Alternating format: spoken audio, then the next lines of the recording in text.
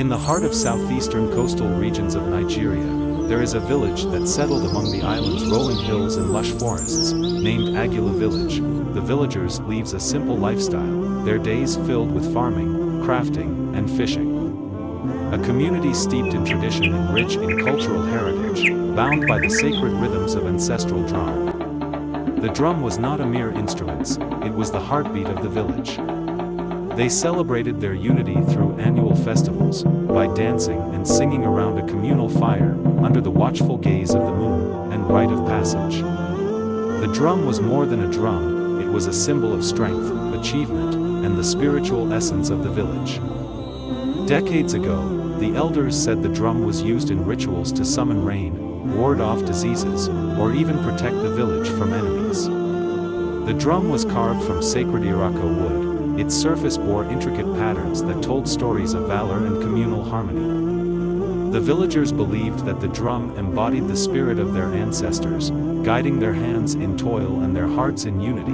In Agulu Village, the drum was revered as the place of strength, a personal spirit of one's human achievements and abilities.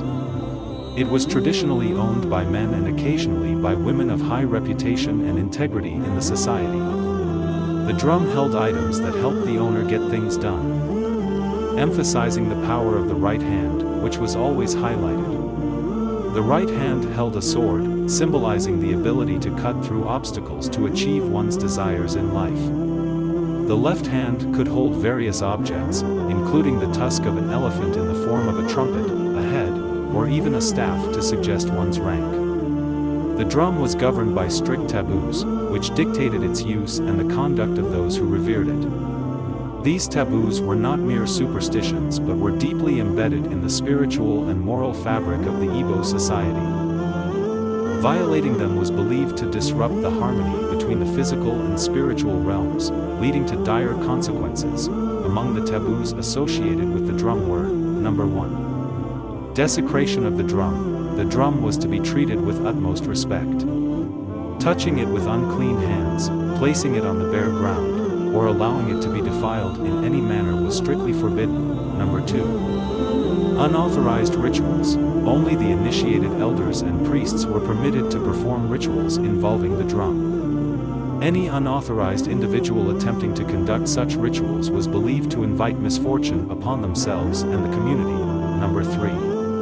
Neglect of offerings. Regular offerings and libations were to be made to the drum, to honor the ancestors and seek their blessings. Neglecting these duties was seen as a sign of disrespect and could lead to spiritual repercussions. Number 4. False oaths. Swearing a false oath in the presence of the drum was considered a grave offense, as it undermined the integrity and trust within the community. Number 5. Acts of violence. Committing acts of violence or injustice, especially within the community, was against the principles embodied by the drum. Such actions were believed to anger the ancestral spirits. The villagers of Agulu were well aware of these taboos and the importance of adhering to them. However, as time passed, self-satisfaction set in, and some individuals began to disregard these sacred rules. One fateful season, a group of young men, named Egu, Emeka, Kanu, and Okafor, driven by arrogance and a desire to assert their dominance, decided to perform a ritual with the drum, without the elders' consent. They believed that by doing so, they would gain unparalleled strength and prosperity. During the unauthorized ritual, they mishandled the drum, placing it on the bare ground and neglecting the proper offerings. Their actions were a blatant violation of the sacred taboos. In the days that followed, the village was besieged by calamities. Crops that had thrived began to wither inexplicably. Livestock, once healthy, succumbed to mysterious illnesses. Villagers fell ill with ailments that defied the knowledge of the local healers. The once vibrant community was now shrouded in fear and uncertainty. The elders, custodians of the village's traditions and spiritual well-being, convened to discern the cause of these misfortunes.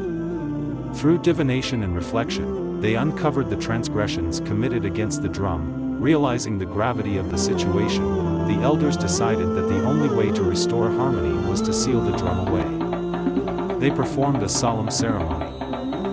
entreating the ancestors for forgiveness and guidance.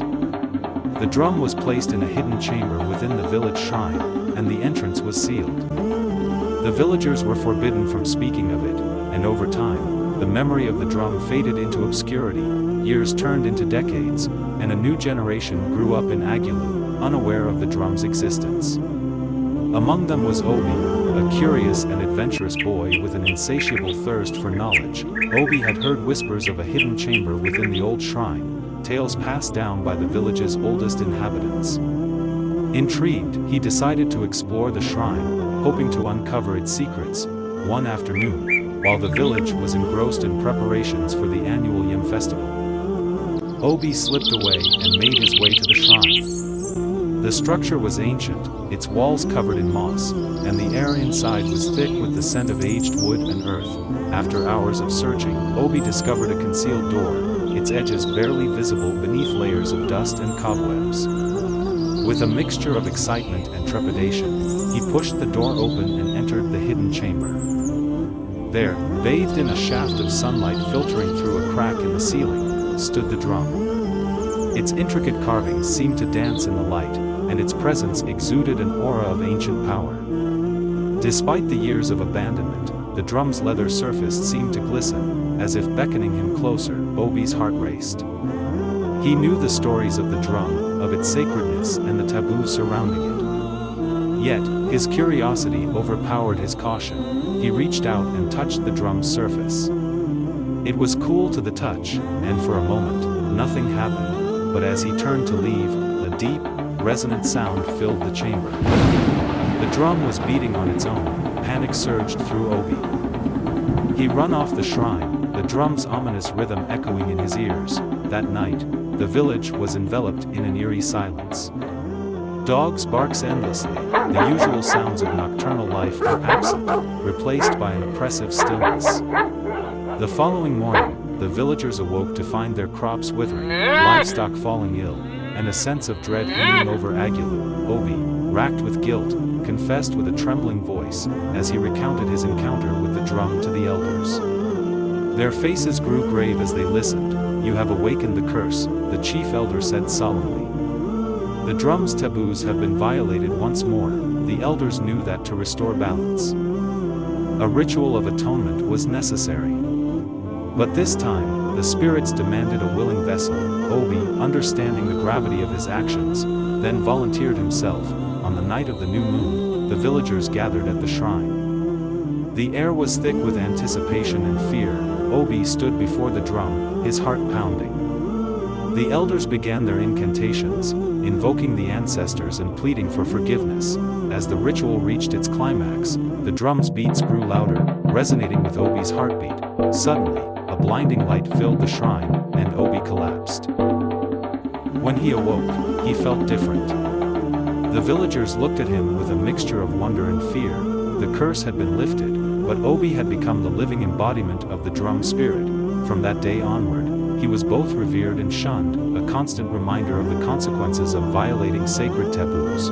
The drum was sealed away once more, and the villagers vowed never to forget the lessons learned. Agulu returned to its former prosperity, but the memory of the cursed drum lingered, a testament to the power of tradition and the dangers of transgression. In the years that followed, the story of Obi and the drum became legend, a reminder of the perils of transgressing sacred boundaries. The villagers of Agulu learned that some secrets are meant to remain buried and that the sanctity of tradition must be upheld to maintain harmony between the seen and unseen worlds. The moral lesson from the tale of Agulu Village underscores the importance of respecting cultural taboos and traditions. It serves as a cautionary reminder that actions have consequences, and that the disruption of spiritual and moral codes can lead to unforeseen calamities. The story also highlights the themes of curiosity, responsibility, and the sacrifices made for communal well-being. Thanks for watching to the end, and please, don't forget to like, subscribe, and share for more inspiring African folktales.